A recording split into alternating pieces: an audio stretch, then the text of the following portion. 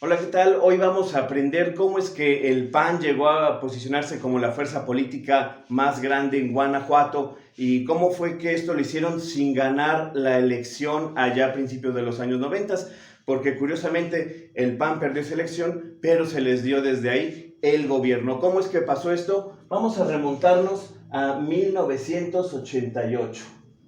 Para que esta explicación sea un poco más rápida y amena, pues te la voy a hacer con mi pizarrín. Aquí voy a ir poniendo algunas fechas y personajes y cosas importantes, ¿no?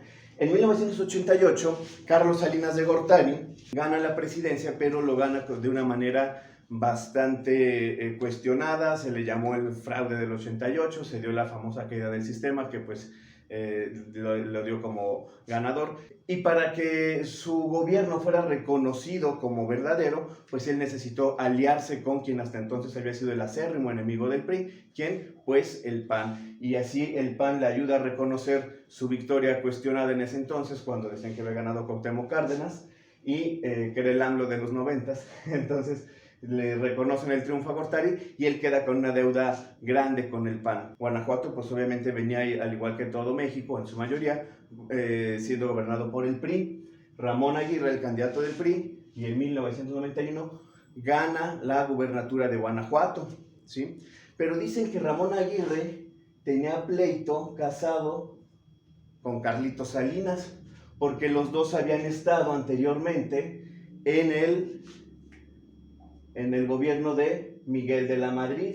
Ellos dos traen un pleito casado desde que ya andaban en el gabinete del anterior presidente. ¿Cuál era el pleito? Bueno, hay muchas versiones. Yo la más cómica que encontré es que Ramón Aguirre en una reunión entre los cuates priistas antes de que fuera presidente, antes de que fuera el candidato y la chingada, le puso una peluca a Carlos Salinas y lo vieron con pelo y le hicieron una burla y le hicieron bullying sus amigos priistas y que por esto Carlos Salinas, en cuanto vio la oportunidad de pagarle el favor al PAN, que el PAN le había ayudado a ganar y a ser reconocido como presidente en el 88, bueno, pues le paga el favor pidiéndole a Ramón Aguirre que renuncie y se baje, aun cuando Ramón Aguirre había ganado la gubernatura.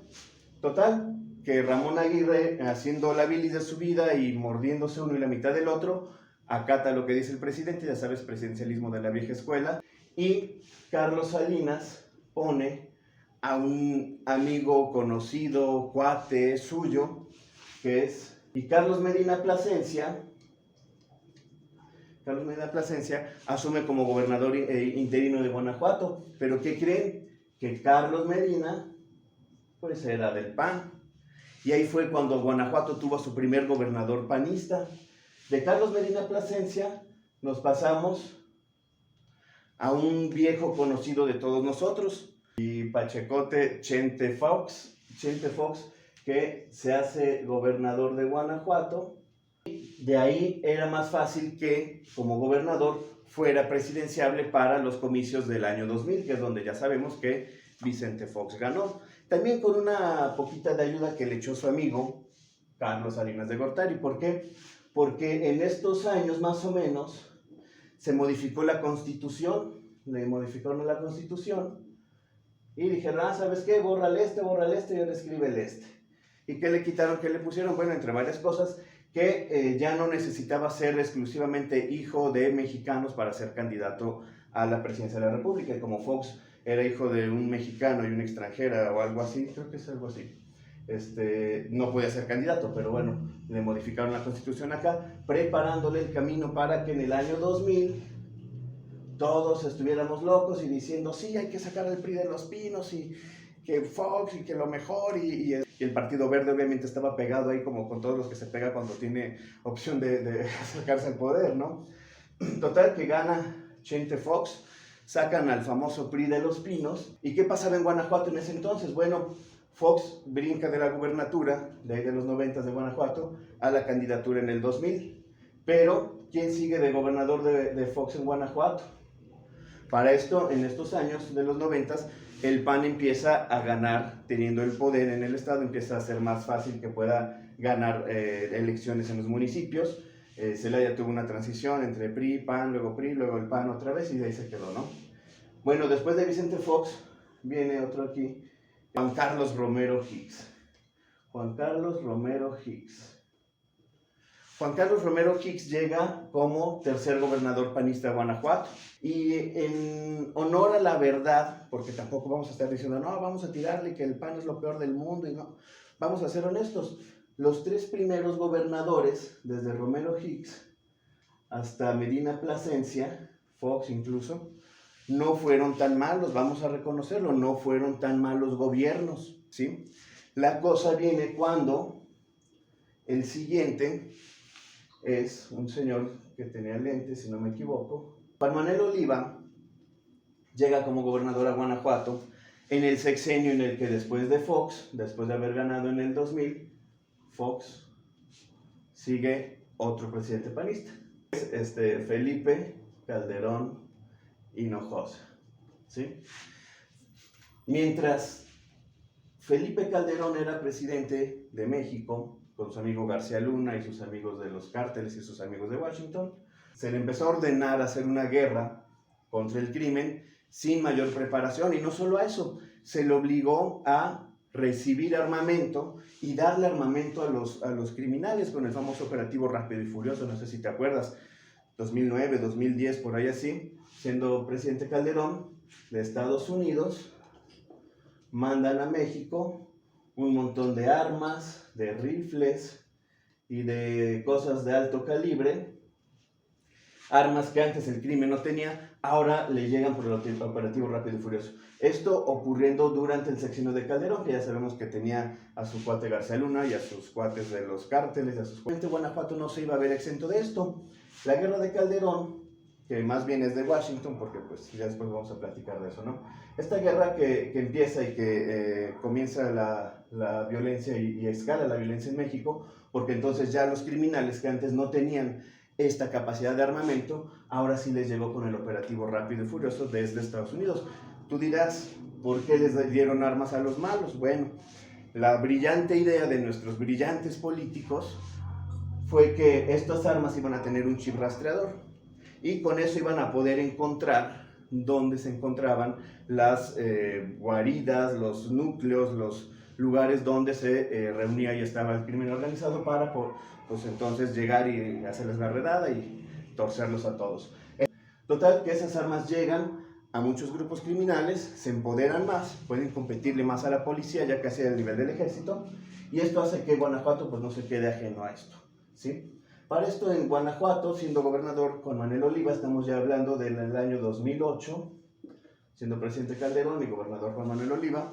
Bueno, pues el famoso marro, que era pues parte de los guachicoleros, a lo mejor muchos todavía se acuerdan que anteriormente los guachicoleros estaban alrededor, al costado de las carreteras, y te vendían la gasolina pirata, por así decirlo, ¿no?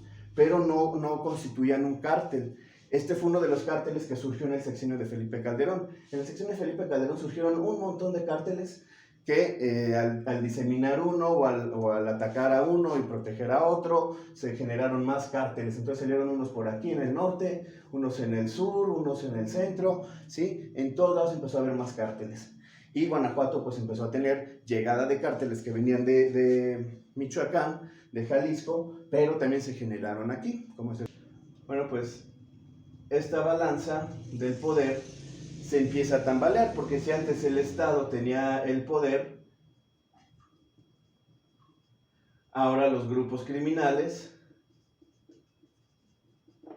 con estas armas y con estos acuerdos y con estas formas de sobornar a los políticos y a la gente de gobierno, y aparte imponer el miedo con la población, etc., bueno, empiezan a cambiar la balanza del poder. Samarripa queda de fiscal antes de que se vaya Juan Manuel, que recuerden que Juan Manuel se fue sin concluir su periodo de gobierno, se fue porque hay unas investigaciones, unas irregularidades que, bueno, pues Juan Manuel aquí con Juan Manuel Oliva, el de la organización, Juan Manuel Oliva empezó la debacle de los gobiernos de Guanajuato. Con él empezamos a valer madre. Y no fue solo por él, tuvo ayuda de su amigo Felipe Calderón, que también empezó a hacer que México en su seguridad se fuera para abajo. Llega al gobierno de Guanajuato el famoso 3M. Suena como mafioso, suena como apodo de cantante, suena como apodo de Beto a saber qué. 3M, Miguel Márquez Márquez, que lo vamos a poner aquí.